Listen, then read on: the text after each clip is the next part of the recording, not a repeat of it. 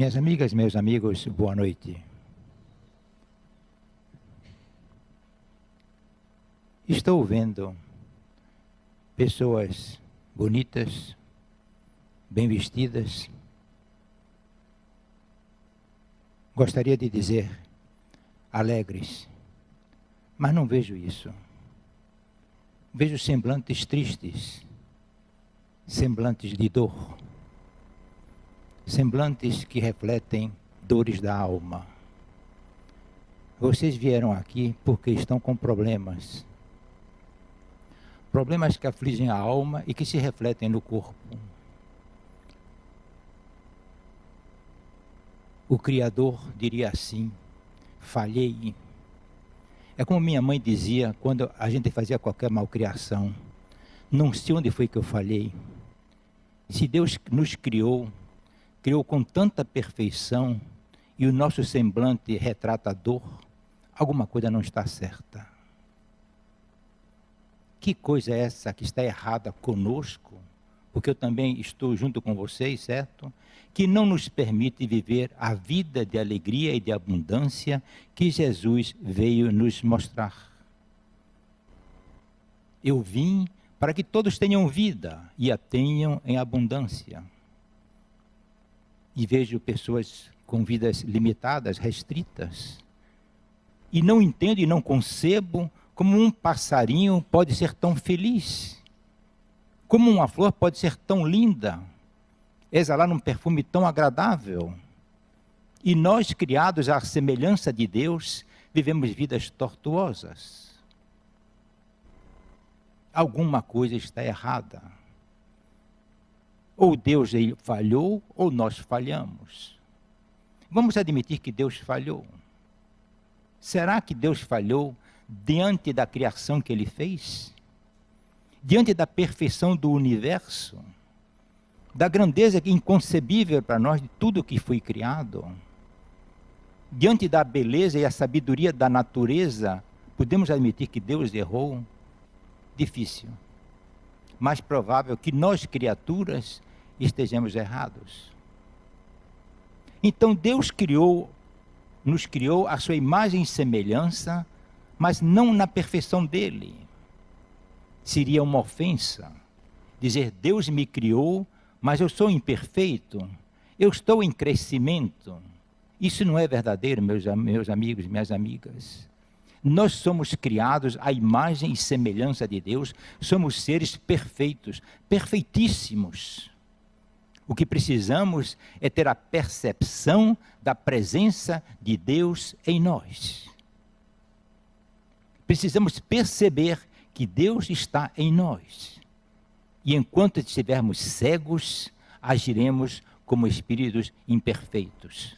Mas nós não somos espíritos imperfeitos, porque Deus não criou nada imperfeito.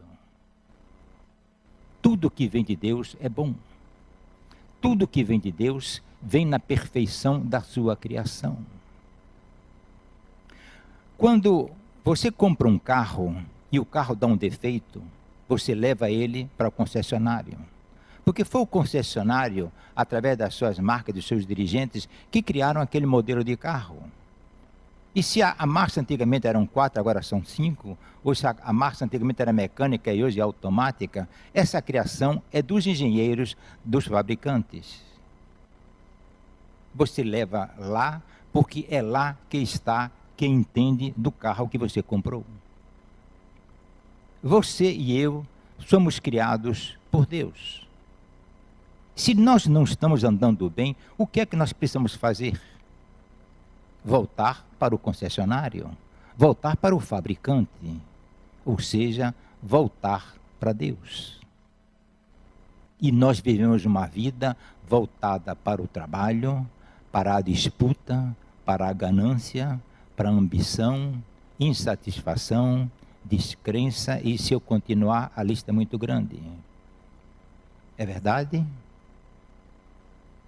Vamos tirar uma prova. Como foi o seu dia de hoje?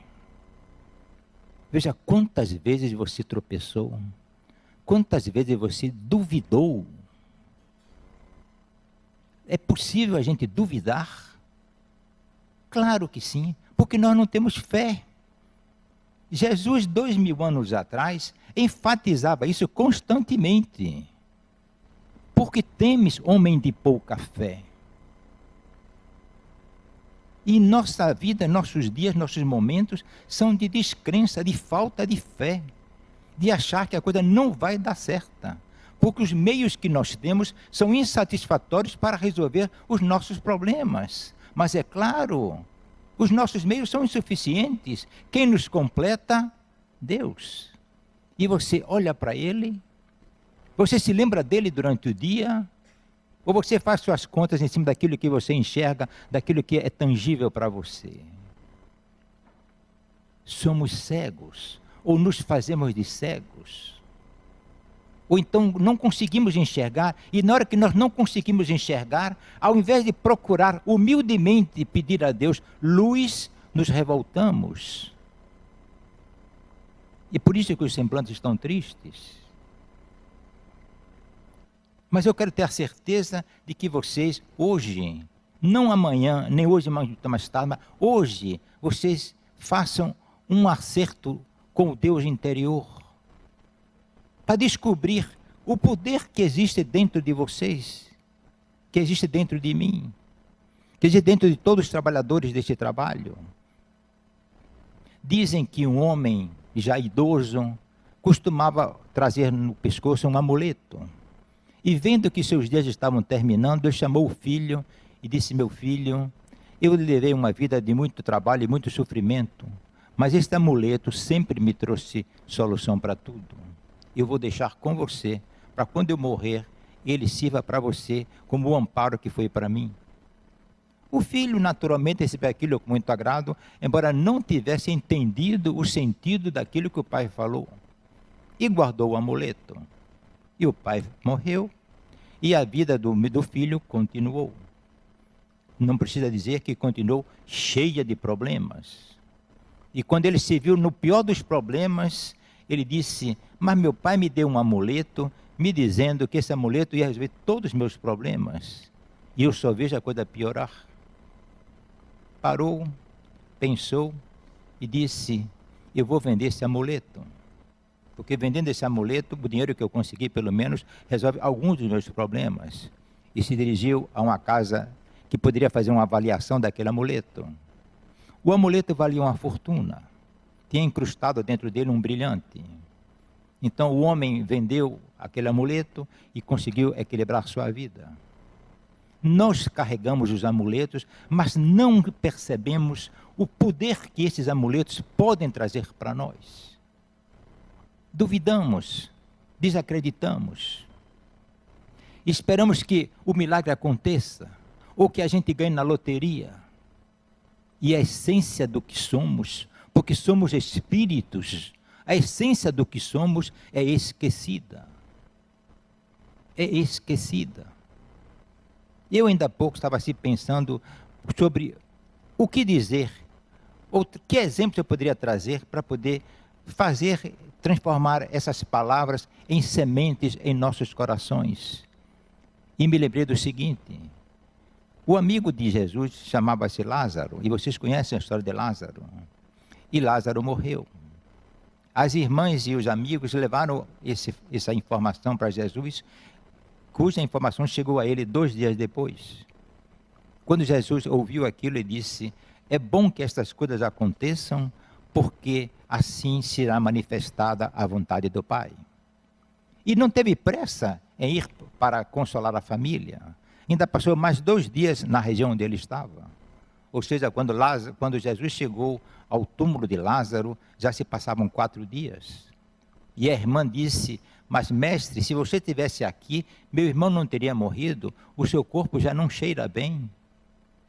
E Jesus disse simplesmente: imagine vocês, me ajudem nisso, certo? Imagine vocês, o Messias, o homem esperado, o homem que deveria salvar a humanidade, o povo ali reunido, junto de uma pedra que era realmente a porta do sepulcro. Ele grita, diz num tom alto: Lázaro, vem para fora. Imaginem vocês isso como fosse um teatro.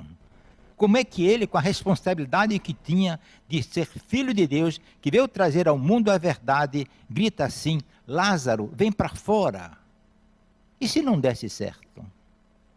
Que papel, qual seria a cara de Jesus diante de uma tentativa de ressuscitar um corpo e não conseguir? Mas ele sabia e tinha fé que o Pai Criador estava presente.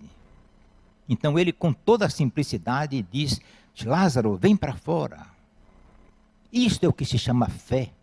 É isso que nós precisamos ter em nossos corações para trazer aos nossos rostos a alegria de viver a presença de Deus em nós.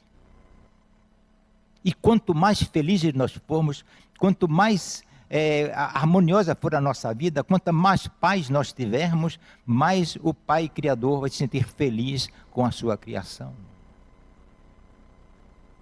Deus tem emoções. Deus se alegra e se entristece. Não exatamente como nós, mas Ele gostaria de ver todos nós felizes, sorrindo. E principalmente vivendo a mensagem de Jesus, quando Jesus dizia que vos ameis uns aos outros como eu vos amei. Vejam que expressão bonita, simples. Que vos ameis uns aos outros como eu vos amei. Me permitam, minha irmã, meu irmão, você amou as pessoas que estiveram hoje ao seu redor? Você deu um bom dia de coração? Quando você disse obrigado, você disse sinceramente? Você agradeceu o alimento de hoje? O sol que brilhou durante todo o dia? A água que você bebeu? Provavelmente não. A vida é levada numa correria, como quem diz: eu tenho que chegar lá, vivo ou morto, mas eu tenho que chegar lá. E corremos. A troco de quê?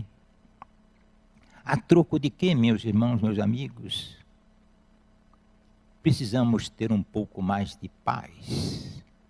Essa paz começa dentro de cada um de nós, quando você se decide a reexaminar a sua vida, suas atitudes, seus pensamentos. Nós viemos de Deus. Vamos voltar para Deus, quer queiramos ou quer não queiramos. E no Evangelho de Jesus, tudo isso é caracterizado, por exemplo, quando ele diz que nenhuma ovelha se perderá. O que é que ele quer dizer isso? O que ele quer dizer com isso, com esse exemplo? Nenhum de nós será perdido. Todos nós vamos voltar para Deus.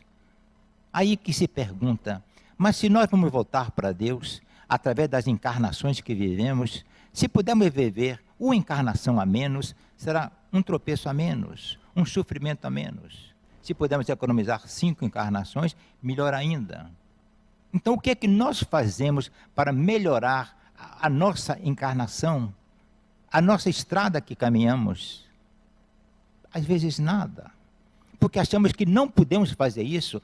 Porque o destino me trouxe isso. O destino me deixou assim, assado.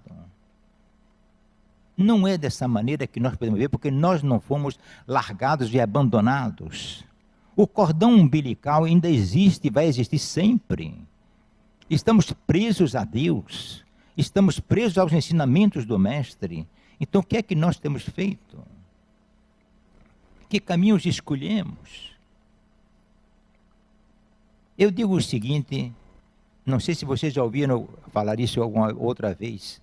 Deus é a causa única de tudo que existe no universo. Deus é a causa única de tudo que existe no universo, porque Ele foi o Criador. Então, tudo que acontece no mundo vem de Deus. Tudo que acontece na minha vida, na sua vida, vem de Deus. Alguma dúvida? Alguma dúvida? Mas Deus é bom? Então, se Deus é bom, tudo que me acontece é bom. Mas não enxergamos isso. Achamos que os tropeços são castigos. E além de acharmos que são castigos, nos colocamos na condição de dizer: eu não mereço isso. Por que comigo? É preciso ver Deus em tudo. e agradecer a Deus em tudo. Que muitas coisas começam bem, a gente faz a festa, acaba mal. E outras coisas aparentemente começam mal e se tornam boas, ou se tornam no boa condição. Preciso acreditar que Deus está presente. Em tudo que acontece, Deus se manifesta. Quando você vê uma flor, é uma manifestação de Deus. Quando você está num engarrafamento, é também uma manifestação de Deus. E outro dia uma menina disse assim para mim, eu fiquei hoje meia hora no engarrafamento, que absurdo. E aí ela complementou, porque logo depois do lugar onde eu estava, tinha um cruzamento e tinha tido um atropelamento e o rapaz da moto morreu. E como ela conhecia o que tinha acontecido, como ela conheceu o lado negativo da coisa, mas ela se esqueceu de dizer, meu Deus, obrigado porque eu tenho um carro. Porque eu poderia estar dentro de um ônibus muito apertado lá e com muito calor e em pé sofrendo o aperto. Eu tenho um carro. Ela se esquece de agradecer isso. Você vai e tropeça, mas esquece de agradecer que você tem saúde, que você tem competência, você teve instrução, você tem uma roupa para vestir o seu corpo. A gente está preso às coisas terrenas. E estas coisas terrenas não são o objetivo, não são o caminho que dão ao espírito a percepção da presença de Deus. Precisamos olhar o lado bom das coisas. E toda coisa que acontece tem seu lado bom. Vocês sabem aquela história que Laê Ribeiro conta num dos seus livros, que o sujeito ganhou um cavalo. É bom ou é ruim? Ele não sabia definir se era bom ou se era ruim. Talvez sim, talvez não. Aí ele, montado no cavalo, caiu e quebrou a perna. É bom ou é ruim? Talvez sim, talvez não. Depois existe uma revolução no país e ele é convocado para ir para a guerra. Mas ele estava com a perna quebrada, então ele não vai para a guerra. Então foi bom ter caído do cavalo ou não foi bom? Tem uma outra história parecida, eu vou contar apenas para alegrar vocês, que é o rei tinha um orientador, não sei o nome que dão a essa pessoa, certo? E ele perguntava sempre, como é meu orientador? Hoje é dia bom de ir para caçar? Digo, é sim, meu rei, então vamos caçar. E eles foram caçar. Acontece que nessa caçada, um leão apareceu e comeu um dedo do rei. O rei, revoltado com aquilo, mandou prender esse tal orientador. Passa-se o tempo, o rapaz continuava na cadeia, e ele sempre dizia, meu rei, Deus é bom. Meu rei, Deus é bom. Acontece que, passado algum tempo, apareceu outra pessoa para orientar esse rei. E esse rei, então, ouvindo esse novo orientador e confiante nele, sai para caçar. Vem uma tribo de índios e aprisiona o rei. E como o rei era o mais gordinho, o mais bonitinho, o rei vai para a panela. E vão lá ferver e cozinhar o rei em homenagem aos deuses lá da tribo. Quando a coisa estava perto já do fim, que a água começou a esquentar, começou a ferver, o rei levantou a mão pedindo socorro e alguém viu que o rei não tinha um dedo. E não se pode oferecer aos deuses lá o sacrifício de um ser imperfeito. Então ele foi retirado. O rei conseguiu se salvar, voltou para o seu palácio e chegou ao conhecimento do rapaz que estava preso esse fato. E ele aí, então, curioso, mandou chamar e disse, por que você insistentemente diz que Deus é bom? Aconteceu comigo isso, certo? Disse, meu rei, Deus é bom. Porque se Deus não tivesse permitido que você me prendesse, nessa tal caçada, eu ia estar junto de você. E quando o chefe índio visse que você não tinha um dedo, ele ia procurar o que estava mais próximo de você para botar na panela. Esse mais próximo seria eu. E eu tenho o corpo perfeito. Então, ele vê como, naquilo que a gente enxerga como sendo ruim, Deus está presente. E é bom. É isso que nós vamos ter dentro da nossa consciência, dentro do nosso viver. Deus está presente. Deus envia o seu Filho para simplesmente nos despertar. Tudo o que Jesus fez aqui na terra foi despertar o homem para a sua condição divina. Existe valor divino dentro do valor humano. E às vezes esquecemos isso. Nós somos seres divinos, criados à imagem e semelhança de Deus. E precisamos ter fé. Jesus disse assim para os apóstolos: voltemos para a outra margem. Então, no barco, entram os apóstolos, entra Jesus e começam a navegar. Jesus adormece. O tempo muda. A tempestade ameaça afundar o barco. Eles gritam: mestre, estamos perecendo, venha nos salvar. Jesus levanta, põe a mão sobre as águas e as águas ficam calmas. Então Jesus pergunta: por que temeis, homens de pouca fé? Eu agora digo a vocês, suponhamos que nós fôssemos os apóstolos, estivéssemos no lugar dos apóstolos, junto de Deus, de Jesus naquele dia.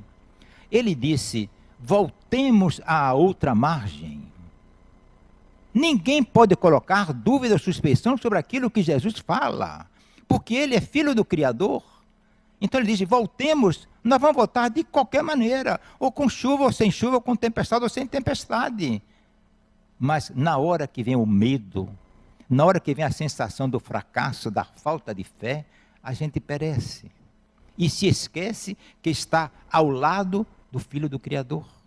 Aquele barco não afundaria nunca.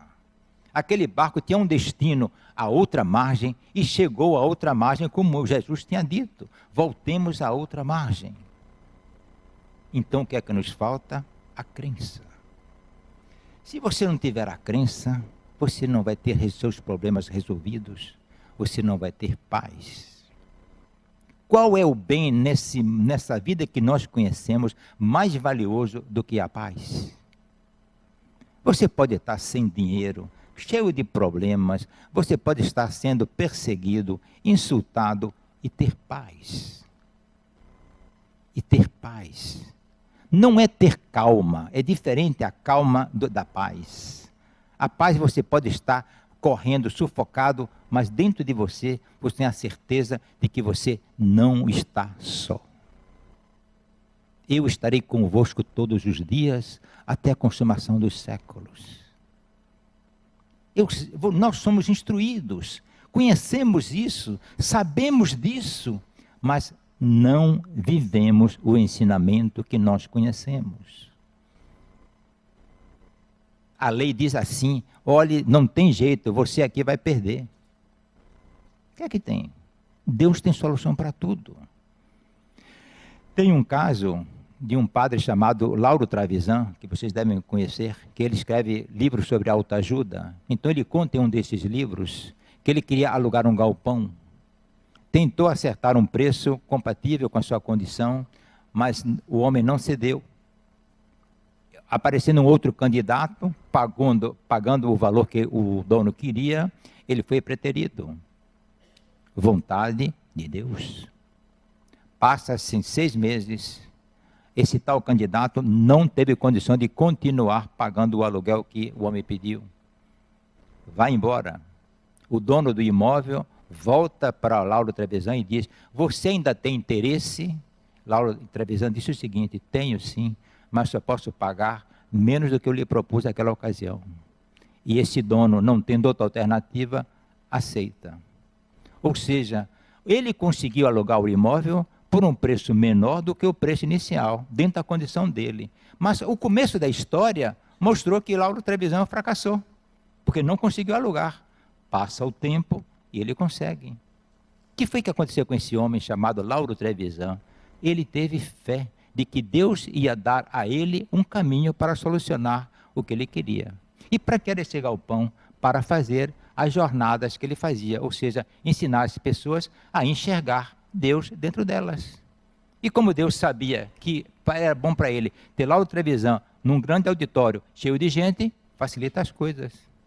Ou vocês acham que Deus se alegra com o fracasso de João, de Pedro, de Manuel, de Maria ou de Teresa? Deus nos criou e quer nos ver vitoriosos. Porque a grandeza de Deus está na nossa alegria, no nosso sucesso. Então nós temos tudo para atingir, para chegar lá. Mas precisamos simplesmente ter calma, ter paz, tranquilidade. Precisamos nos amar.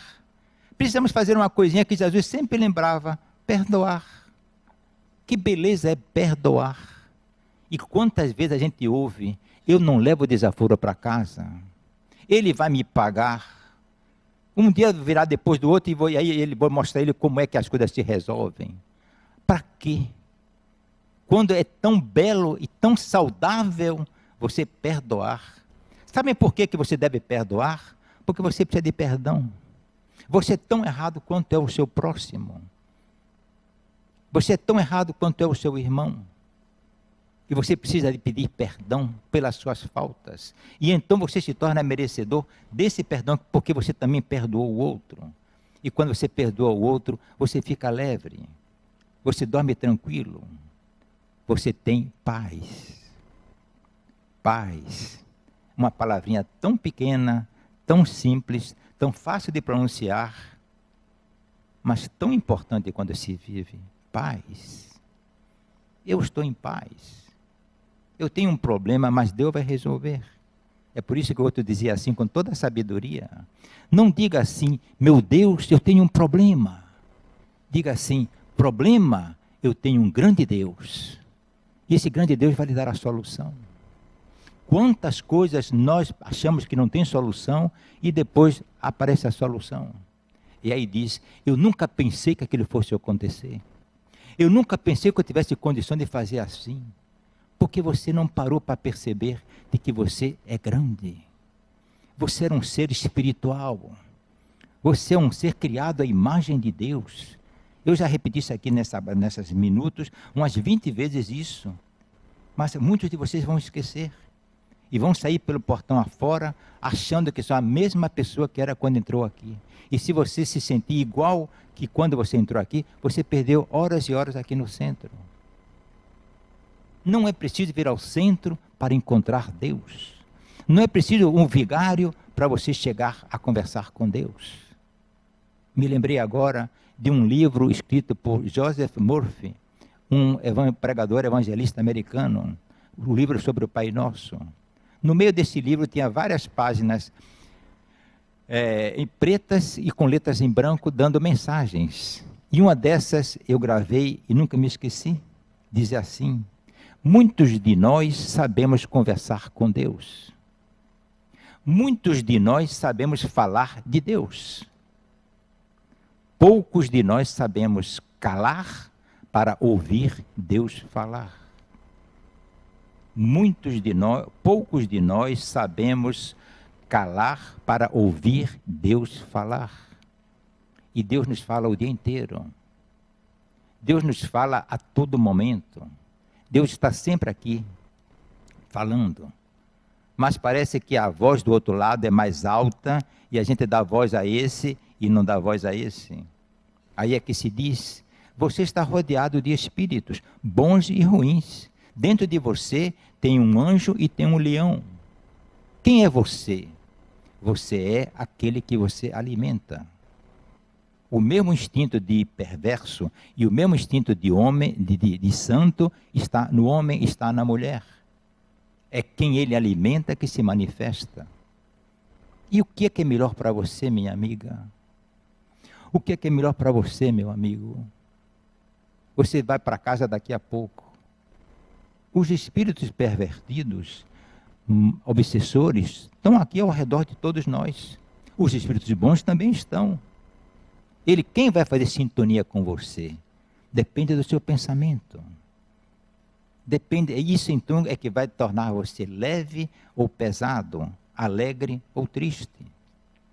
Se você continuar com raiva, querendo descontar naquele cara, zangado com seu cunhado, aborrecido com seu irmão, o espírito obsessor vai com você e vai ficar lá na sua casa, aí amanhã vai estar com você e não vai lhe largar.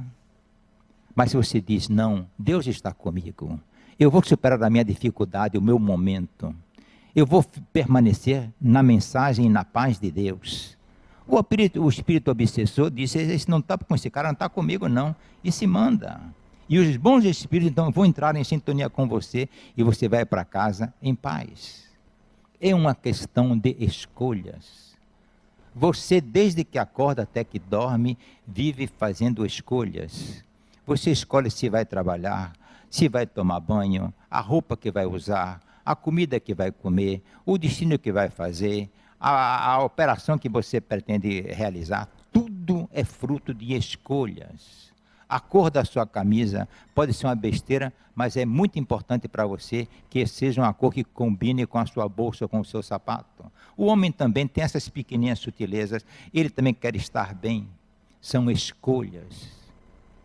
E então você se pergunta a você mesmo, eu não quero ouvir, e ninguém aqui está interessado em saber qual vai ser a sua escolha a partir de agora. O seu dia de amanhã vai ser fruto das suas escolhas. Você ainda daqui a pouco vai tomar um passe lá na outra sala e vai ver retirado de você espíritos que estão lhe perturbando. Eles vão voltar se você não mudar. Eles vão voltar se você não mudar. E amanhã vai ser um dia igual ao de hoje. Mas se você tiver a sabedoria de dizer, Deus está comigo, você vai mudar. Agora a gente diz assim, mas eu sou fraco, eu não consigo fazer, eu enxergar Deus em mim. Você não consegue? Pare um pouco e diga a Deus, faça a sua oração sincera, de coração. Meu Deus, eu preciso de você. Venha me ajudar, me dê força. Ele conhece toda a sua condição, mas Ele quer ouvir isso de você. Ele quer que você exteriorize o seu sentimento. Meu Deus, eu amo você e quero viver os seus passos. Pode ter certeza que sua vida vai mudar. Mas é você quem está tomando a sua decisão, é você quem está fazendo as suas escolhas, é você quem está dizendo, eu vou seguir este caminho é o que vai me levar à paz. É uma questão de decisão, é uma questão nossa. Tudo que me acontece vem de Deus. Deus é bom. Então tudo que me acontece é bom. É preciso termos essa humildade. É preciso termos essa sinceridade de propósito. É preciso amar. Amar. Amar. Que o nosso dia seja um dia pleno em Deus. Havia um tempo atrás, e vocês também devem se lembrar disso, de que um homem ir na igreja era uma frescura. Igreja é lugar de beata, é lugar de mulher velha. E quando a gente ia na igreja, a gente, quer dizer, aqueles daquele tempo, ainda ficavam do lado de fora da igreja, porque igreja não é para homem. Então o homem achava que dizer para Deus, nós somos uma família, eu venho de você, amo você, era uma humilhação. Mas o homem tem evoluído em enxergar a sua condição espiritual. Eu, por exemplo, hoje digo com toda alegria, com toda satisfação, onde quer que seja, eu amo Jesus. Jesus está comigo. E gostaria que você e você fizesse a mesma coisa sinceramente. Perdoasse o outro. Verificasse que você tem falhas e que você, nessas suas falhas, tem dentro de si um poder criador, um poder inovador, um poder que vai lhe dar uma vida nova, e use esse poder. Eu estarei convosco todos os dias, até a consumação dos séculos. Se Jesus fosse no raciocínio nosso, se Deus fosse como nós pensamos, ia dizer, bom, um Deus para 7 bilhões de pessoas, um Deus para trilhões de pessoas, levando em conta as que já viveram, é impossível. Um dia que eu vou encontrar Deus na Ásia, na América, no Japão, aonde eu vou. Mas Deus simplificou tudo. Deus mora no coração seu. Deus mora dentro de você. Você não precisa nem sequer apertar um botão para acionar Deus. Basta usar a mente. Meu Deus está presente. Meu Deus está comigo. Eu vou vencer. O problema é grande, mas não é meu. O problema é dele. Porque ele me criou na condição de não enxergar o poder que eu tenho.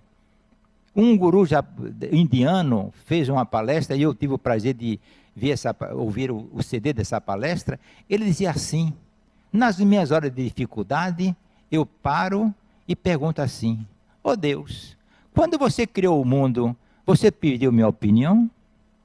Ó Deus, quando você me criou, você perguntou se eu estava satisfeito com a minha condição? Ó Deus, os problemas que estão criados aí, quem foi que criou? Fui eu, não fui? E quem foi que me criou? Foi você, não foi? Então o problema é seu, venha resolver. Não é brincadeira não, mas é uma lógica. Quando a criança comete um erro qualquer, o pai é responsável e o pai vai resolver. A bola bateu na vidraça do vizinho e quebrou, é o pai quem vai providenciar consertar a vidraça do vizinho. Porque a criança não tem esse discernimento ainda. E nós precisamos aprender a ter esse discernimento. Ter a humildade como Salomão teve, quando Deus disse assim a Salomão: o que queres que eu faça por você? E Salomão disse: Senhor, dai-me a sabedoria para governar o meu povo e discernir entre o bem e o mal. Ele pede exatamente sabedoria para discernir entre o bem e o mal. Ele foi humilde. E quer que se deu, o Senhor diz: como soubestes pedir, terás a sabedoria e terás tudo mais que não me pedistes. Isso foi com Salomão. Aí vem Jesus, muitos anos depois, e diz assim, a mesma coisa: buscai primeiro o reino dos céus e a sua justiça, e tudo o mais vos será dado por acréscimo. Vejam como é perfeito a criação de Deus, como é perfeita os ensinamentos do Mestre, e como tudo se encaixa na nossa vida, mesmo 2.200 anos depois, 2.100 anos depois. Buscai primeiro o reino dos céus e a sua justiça, e tudo o mais vos será dado por acréscimo. Uma vez, vocês sabem que eu trabalho no ambulatório médico, aqui da fundação, aqui no 2º andar. Faço um parêntese para convocar aqueles voluntários profissionais da área de saúde, que se quiserem aliar a nós, que venham, serão muito bem recebidos. Agora eu me esqueci o que ia dizer. Salomão, não foi? Exatamente. Eu convidei uma pessoa, devia ter seus 70 e poucos anos, médico ginecologista, para que viesse trabalhar conosco. Sabe o que ele disse para mim? É decepcionante, mas é verdadeiro, é lamentável, e a gente só pode orar por essas pessoas. Ele disse: olhe, eu estou resolvendo uns negócios, certo? Minha filha tem um negócio aí que eu já passei para ela, mas ela quer uma orientação, e eu estou também tentando vender uma outra empresa que eu tenho. Quando eu resolver essas coisas minhas que eu tenho, certo? Talvez eu possa até ir lá ajudar você. Então, isso é exatamente o oposto do que Jesus falou. Primeiro, ele está preocupado com os acréscimos, as coisas terrenas. Depois, se tiver tempo, se eu tiver saúde, se eu tiver força para chegar lá, eu vou dar uma ajudazinha lá no ambulatório, vou ser um voluntário. E isso não é ele, não. Nós, muitas vezes, fazemos isso durante o dia. Colocamos o interesse, aquilo que é material, na frente daquilo que é espiritual. E se nós somos espíritos, estamos invertendo as coisas. Vou repetir, porque dá gosto ver a sabedoria disso. Dá gosto você, durante o seu dia, repetir mentalmente isso. Buscai primeiro o reino dos céus e a sua justiça. Olha, o reino dos céus, que é um reino de fartura, e a sua justiça. E tudo mais vos será dado por acréscimo. Quantas coisas nós recebemos por acréscimo? Quantas coisas nós recebemos por acréscimo? E eu dizia às vezes para um amigo meu, que tem uma condição financeira muito boa, eu disse: não fique você pensando que você trabalha mais do que eu, ou você tem mais competência do que eu, para ter a fortuna que você tem hoje. Ele tem uma fortuna, quer dizer, material, certo? E eu não tenho nenhuma fortuna material. Eu conto meus tostões. Perceba uma coisa: se você tem o dinheiro que você tem hoje, é porque Deus confiou em você essa fortuna. Como Deus confiou a mim outros talentos. E na hora da verdade, como dizia Madre Teresa de Calcutá, é você e Deus. Então você vai ser cobrado por tudo que Deus lhe deu. Então use a sua fortuna com justiça. Faça a justiça social com os bens que você tem. Ele realmente é boa pessoa e faz isso. Apenas eu frisei esse detalhe. Você vai ser cobrado pelo que Deus confiou a você. Como Deus vai me cobrar daquilo que Ele me confiou. Eu sou um engenheiro civil, podia ser um médico, um professor, e virá aquela cobrança. Você foi um bom profissional? Você deu de si? Ou você usou a sua profissão e os seus talentos com benefício próprio? Deus para isso também estará presente e fará cobrança até o último vintém. Deus é Pai, Deus é amigo. E como dizia Santa Teresinha de Ávila, uma freira espanhola, dizia: quem tem Deus tem tudo, só Deus basta. Meus amigos e minhas amigas, foram passados alguns minutos, quis trazer para vocês uma mensagem que eu desejaria que essa mensagem se transformasse numa semente no coração de todos vocês, inclusive no meu, que ouço o que estou falando, certo? E que Deus nos dê paz, para agora e sempre. Muito obrigado.